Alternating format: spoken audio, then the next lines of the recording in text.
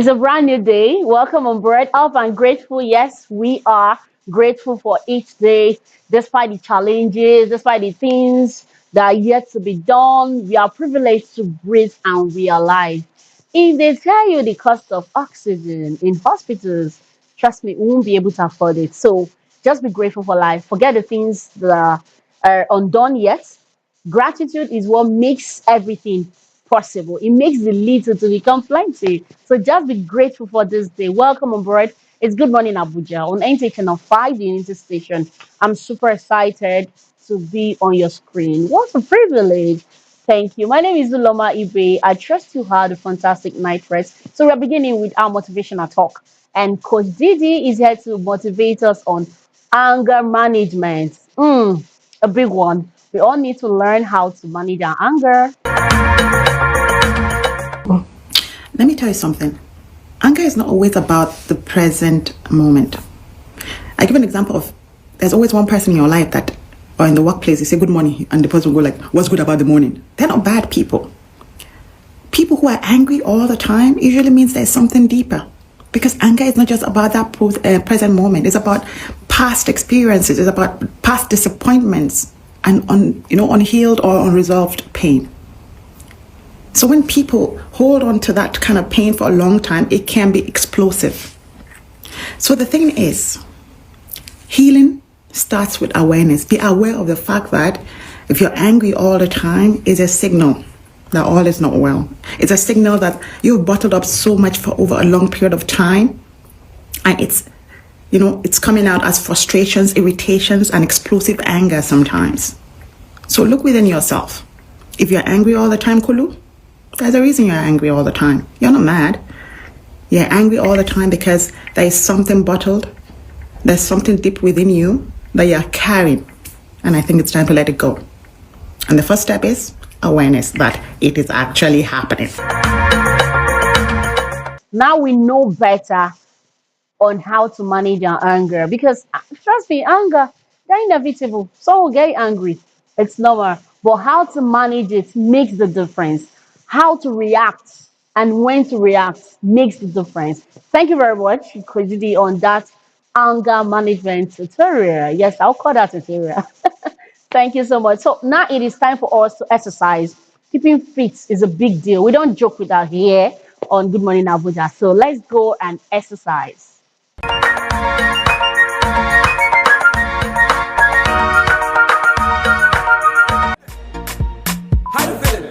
How you feeling it? Okay, now go down low. Okay. Go down low. Everybody make it go down low. Go down low. Okay, now go down low. Go down low. Now go down low. Go down low. Fit your body. Move your body. Up your body. Look at the as he get. Fit your body.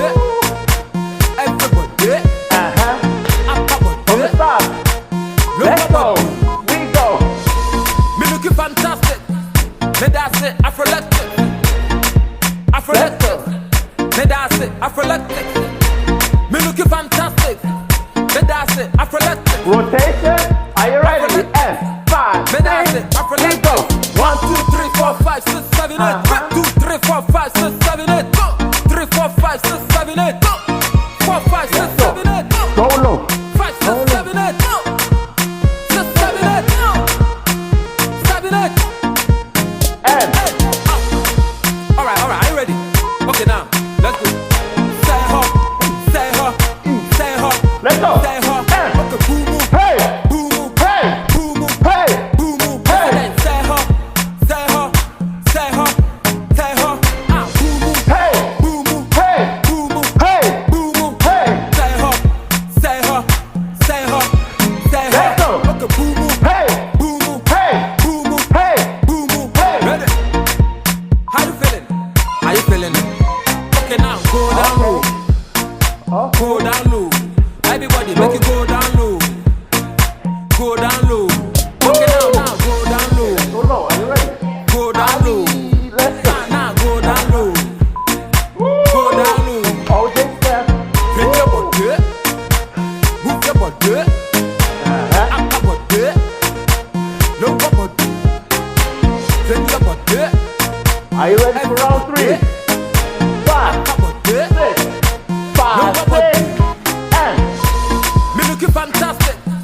Me that's it, Afroelectric. Afroelectric. Me that's it, Afroelectric. Me looking fantastic. Me that's it, Afroelectric. Afroelectric. Rotation. Me that's We it, go all Afroelectric. right. 1, 2, 3, 4, 5, 6, 7, 8. 2, 3, 4, 5, 6, 7, 8.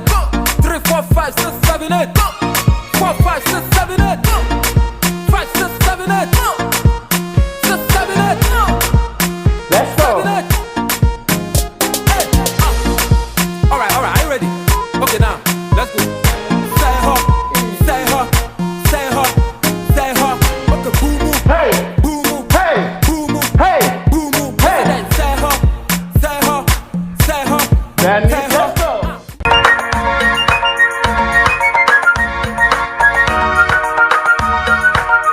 Interesting. I love, sincerely, I keep saying that I love the method of exercises these days. It's not boring. Yes, it's not boring. It gives you that ginger, that vibe. It encourages you to exercise because of the vibe. We get there, the new dance steps, right? And all of that. But the goal is to keep fit and be healthy. Pamper your health while you're still healthy. It's so important. So it is time for us to take our first break on the show this morning. When we return, we'll meet our guest and we'll have a very sweet conversation this morning. Please stay with us.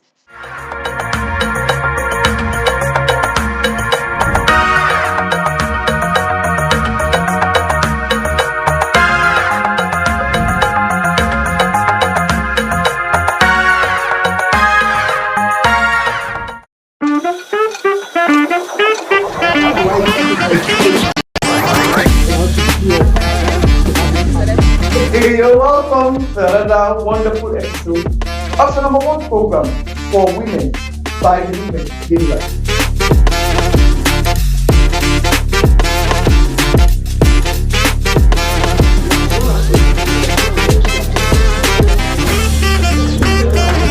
I learned it in art class in school, but they only taught us the basic of crocheting in school, and I was very interested and fascinated by it.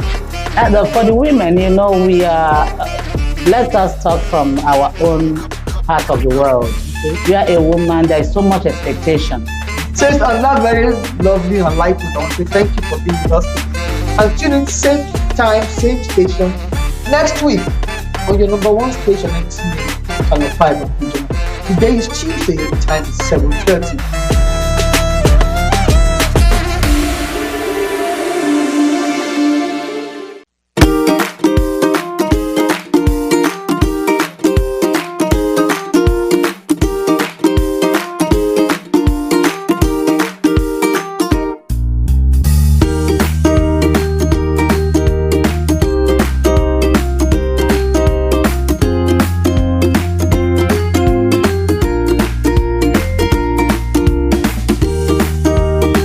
It's time for us to say our goodbyes on the program. As usual, I remain your host the most, Omar with Terence, and I'll always be here with my bestie. Je m'appelle Oguntayo Olaniposi Justina. Speaking French now, from Jordan to Sweden. Adios.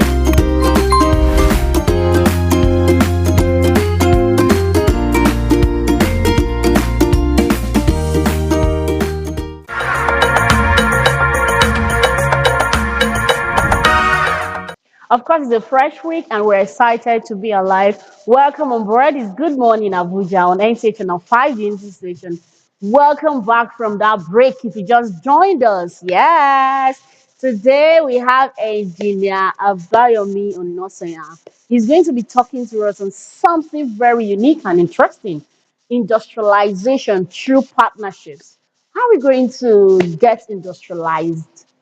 Through partnerships. Everyone is going to be involved, and I'm personally excited about this very topic because I want to learn and unlearn. If I'm meeting for the first time, my name is Loma Ibe. Help me make welcome Engineer Bayomi. Good morning, sir.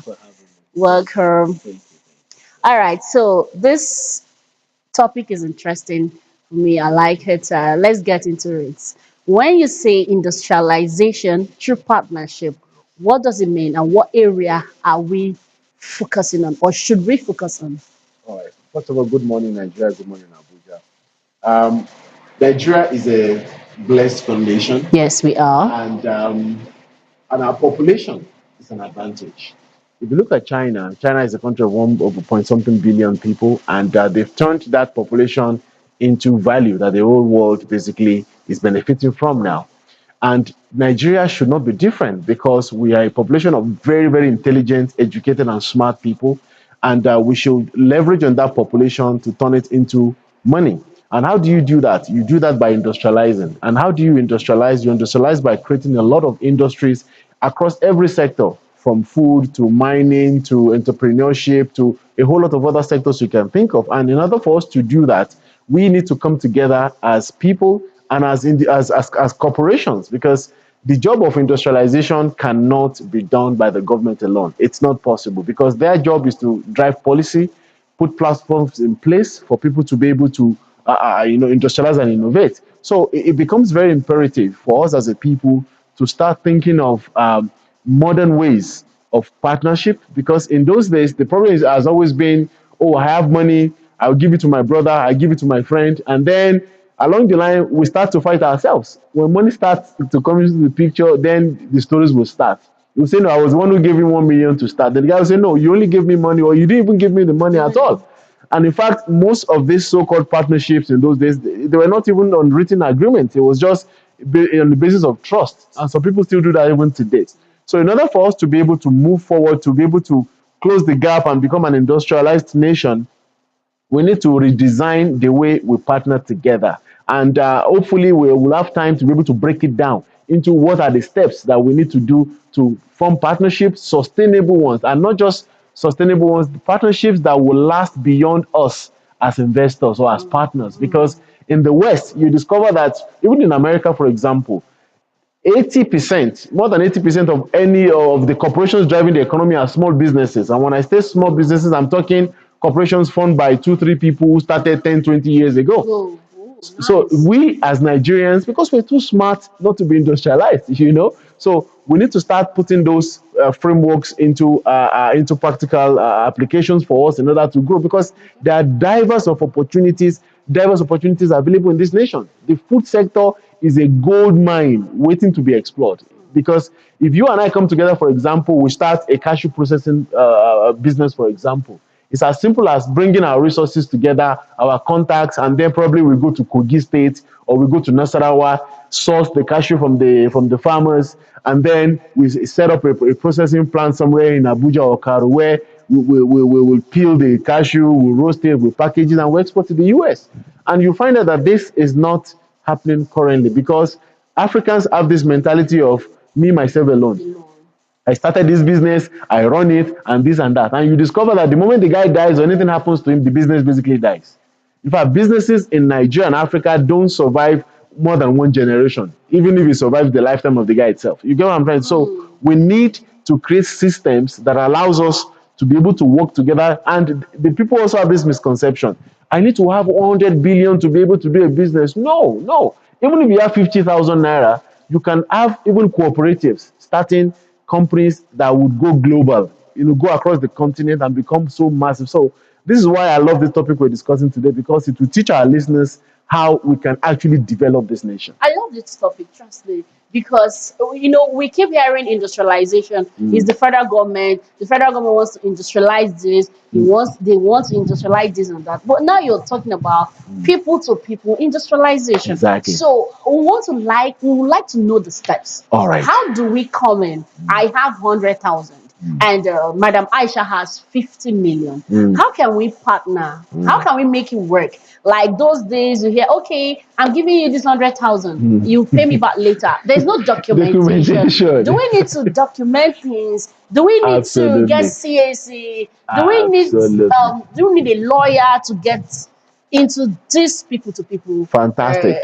Industrialization. That's a fantastic question. The very first step is legalize anything you're doing. And in order for you to legalize what you're doing, the first step is, like you said, open a company. If you have 10 people like Madam Aisha, yourself, myself, and the cameraman, we can say, okay, you know what? Let's go register a limited liability company to capture the details of the founders or the owners. To say, you know what? And of course, the beauty of the thing of a registration is that it will show the number of shares each person owns. Oh, If you're nice. bringing 50 million, definitely your share will be more than me bringing 50,000 naira, Definitely. right? And also, another thing I want to quickly chip in is this: people make the mistake of thinking investment or partnership has to do with cash only. You can come with your ideas. Ideas are actually worth money. Oh, really? Exactly. You know, We hear the ideas rule the world, actually. so let's say somebody says, okay, you have the money, you guys have the money, I'm the brain behind the whole concept. So you evaluate the value of that idea to say, okay, based on what we've seen and global trend, this idea is worth 2 million. Nice. So that 2 million will be your intellectual property invested in the business. Nice. And then you will put it on documentation to say he owns 10%, she owns 90%, he owns 2%, and everything. So that's the very first step. So the second step now is you have to involve a lawyer. The lawyer will now state clearly that what are the responsibilities of each party. Because I've seen this before. A lot of people will tell you that, oh, let my money work for me, let my money work for me. The truth is, and many people don't want to hear this, money only works for very, very wealthy people. Don't tell me you're giving your friend 100,000, or go and tomorrow or next week give me 150,000. It won't work. It will end in disaster because the guy will realize that I'm the one doing the work anyways. Just take your 100,000 and go, and then they'll start fighting. So the truth is, you must state what are your responsibilities.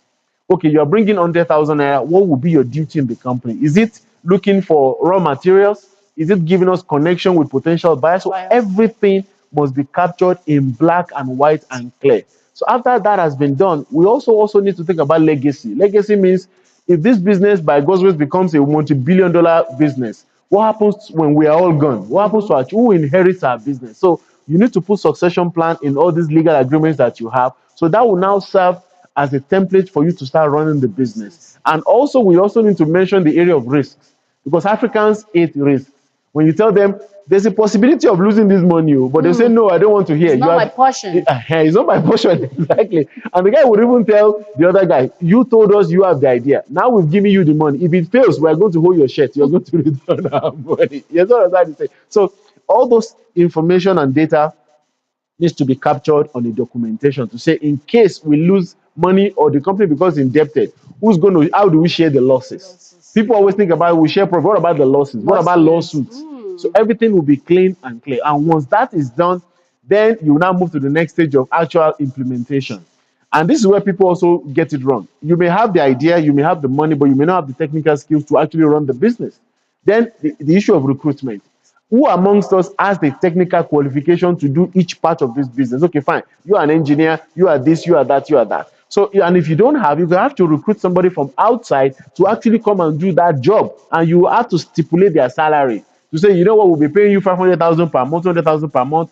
And if you do so well and the business is profitable, we may end up giving you 2% of the profit in the next 5 years. So you also become a shareholder and you have a sense of ownership. So you put all your effort into making sure the business succeeds. So once you do that, then you now start the business. And of course, I will still talk about the different sectors that I think that Nigerians can industrialize and partner in to be able to do. So it starts with documentation, like you rightly said. Okay, let's talk about someone that has the money but Okay. is not educated. Okay. The person can't read and write. Okay. How do you think they can partner? Wow, that's a difficult one.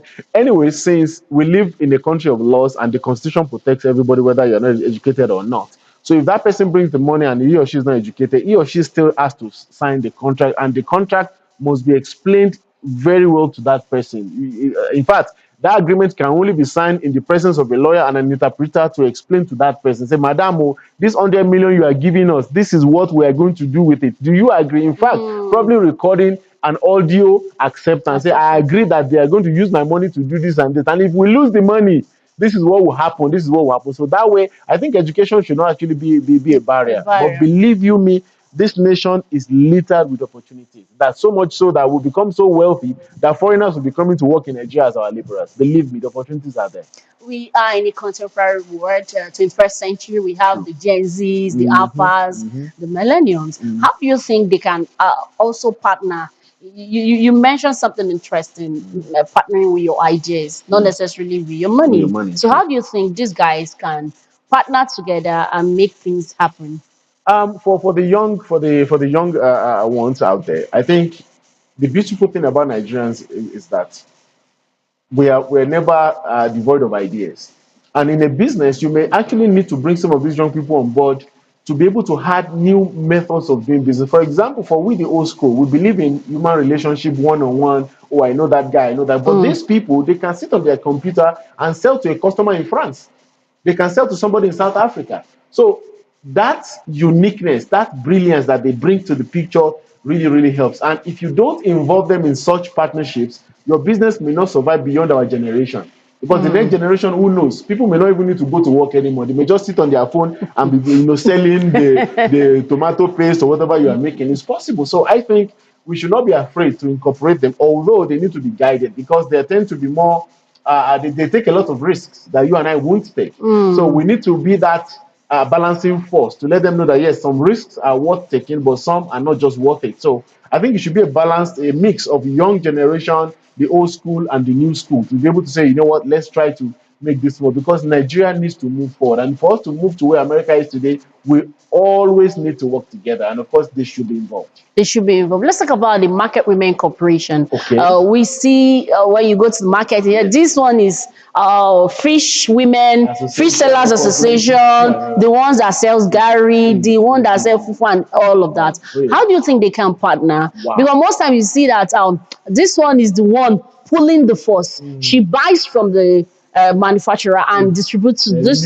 Yeah, she's the middle person. Meanwhile, this one, they have their small money that they give. But just because perhaps that one is more educated or more exposed, and she takes charge of, will I say she takes the glory. How do you think these people can put their resources together and partner? Wow, this question is amazing. The truth is, these very cooperative people are the ones that actually will drive the industrialization agenda. And I'll explain what I mean by this. Let's use that example of the fish, market women selling fish. Let's say in Lokoja, for example. The concept has always been the market women, they go fish or they go whatever, and a middleman comes in, buys from them at cheap prices, and then he or she will go to Lagos and make millions, and she will feel like I'm the boss. Without me, they can't do anything. The truth is that partnerships can also be done within these rural communities and small cooperatives. And I want to use fish as an example. If you go to Lokoja, they have this amazing fish industry there where the fishermen will go in the morning, even their husbands will go bring the fish and give to their wives. What we can do then is put all these women together, of course, explain to them, bring an educated person to explain, a lawyer and a community leader to explain, this is how you guys are going to partner, this and this, and then we can establish a fish processing industry in Lokoja over there, or even in Akwa Ibom, in all those riverine areas, whereby whatever fish you catch, you don't need to sell it to the middleman. We get you equipment based on the money you contribute, maybe it's 200,000, 1 million. We buy the equipment, we teach them the NAFDAC ways, the health, whatever they need to do, process the fish into canned fish. And then this fish is then being sold in Namibia, in South Africa, in America, in the UK. All those catfish that you and I take for granted, that fish is, I won't say it's expensive, it's a delicacy in the UK for African diaspora. True. So imagine now the market women in Lokoja, in Bonny Island, in all those places, processing the fish into fish that can be sold in the UK. So instead of earning naira, they're earning pounds. Before you know, those village women will start building big houses. They will start sending their kids to America to go learn fish business. They will return and even develop the industry better. So it is possible. It's Money Making Monday, and we are having this interesting conversation with Engineer Bayomi. We are talking industrialization through partnership. But we want to call for a break now. When we come back, he's still here. He's going to answer more questions. I hope you're learning.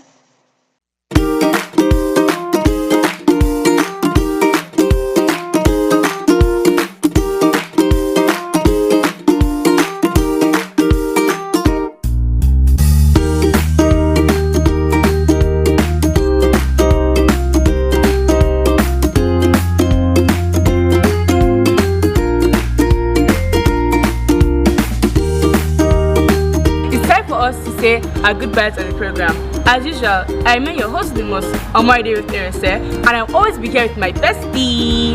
Je m'appelle Oguntayo and I'm Justina. Speaking French now, from Jordan to Sweden. Adios.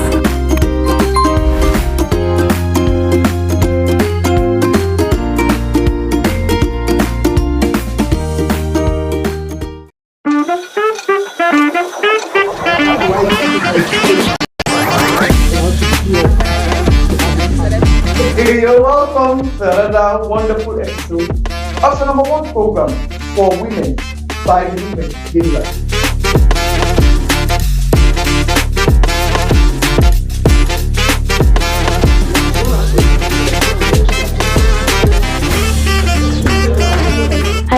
learned it in art class in school, but they only taught us the basic of crocheting in school, and I was very interested and fascinated by it. For the women, we are, let us talk from our own part of the world. Okay? We are a woman, there is so much expectation. Since on that very lovely and light note, I want to thank you for being with us today. And tune in same time, same station next week on your number one station, Channel 5 of Abuja. Today is Tuesday, the time is 7:30.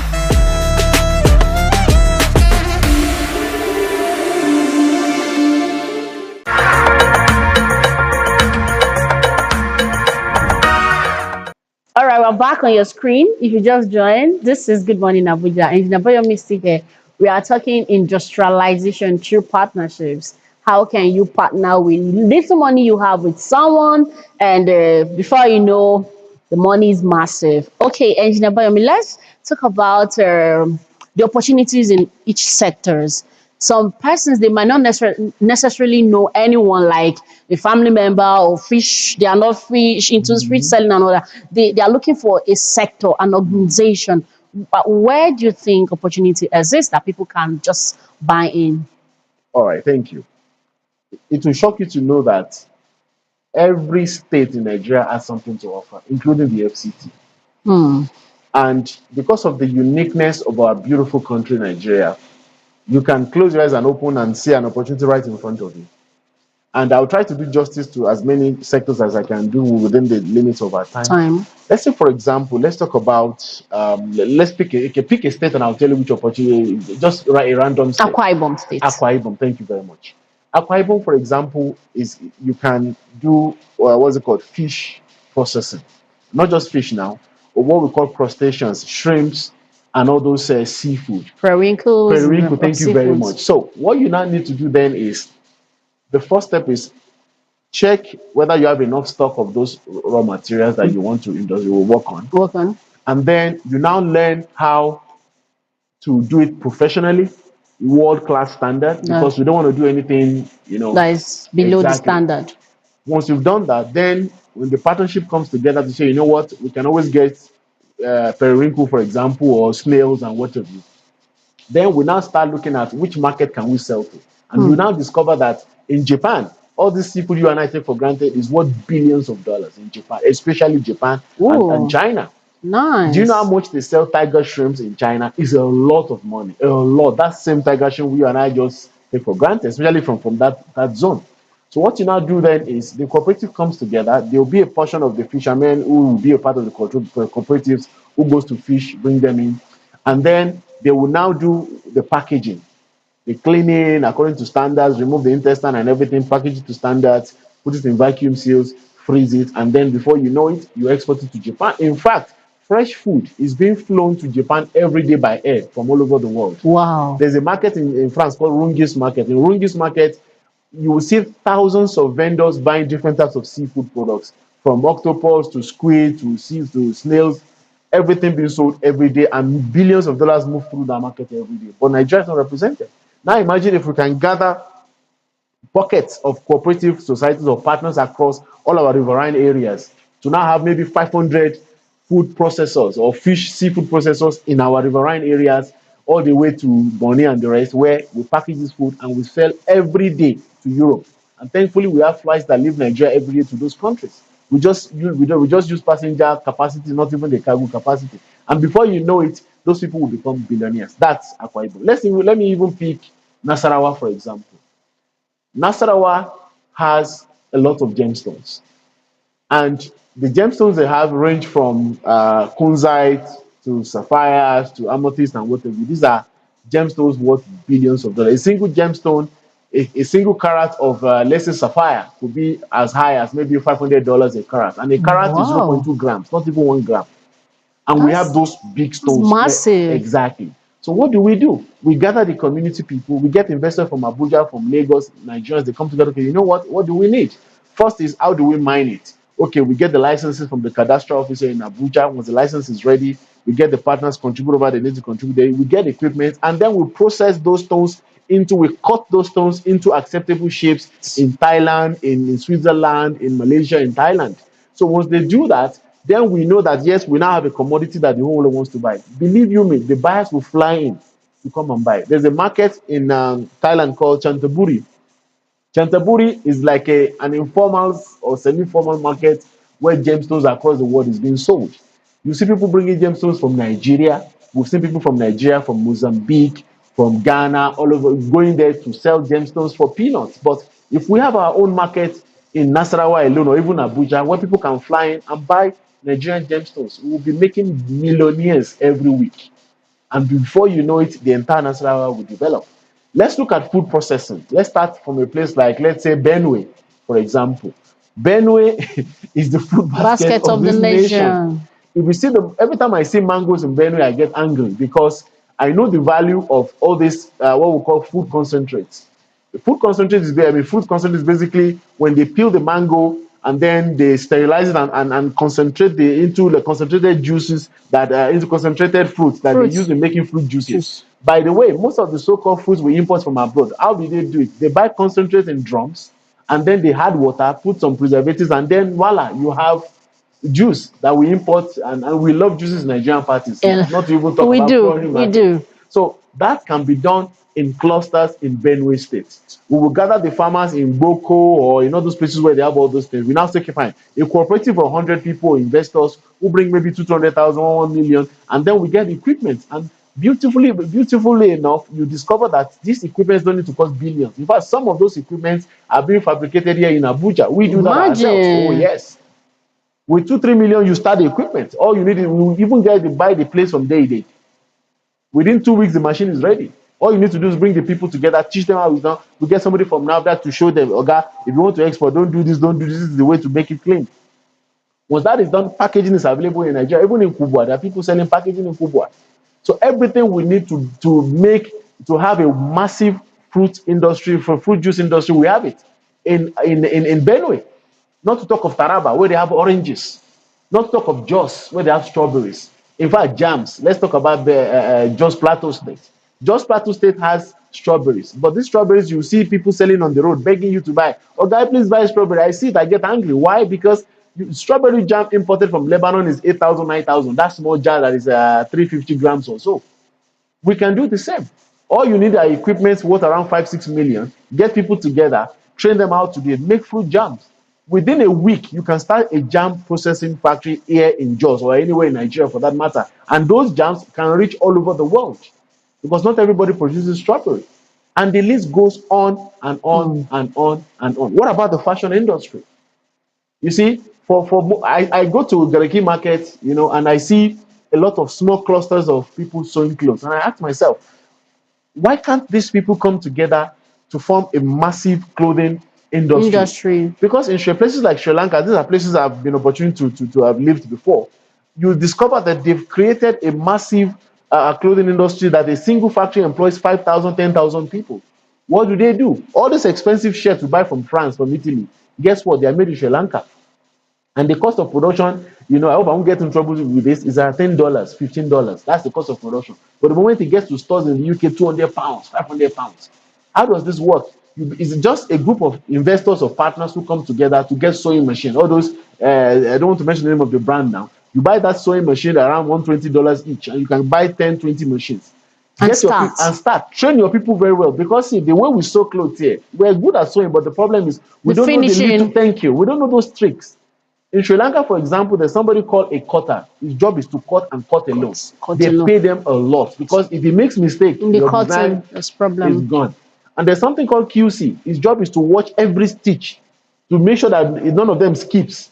So they sort by quality and then they brand it. You print the label, you put NTA clothing, for example. You put it on it, it becomes a brand. And in fact, large brands in France, in Europe, they outsource their production to such factories. Because they can't meet up with the target, the demand. Exactly. So, and the truth is, you don't need to be massive to be able to supply all those big brands. I'm holding myself not to mention brands now. They will come and say, you know what? How many clothing can you produce in a month? In a month. We can do 5,000 shirts, no problem.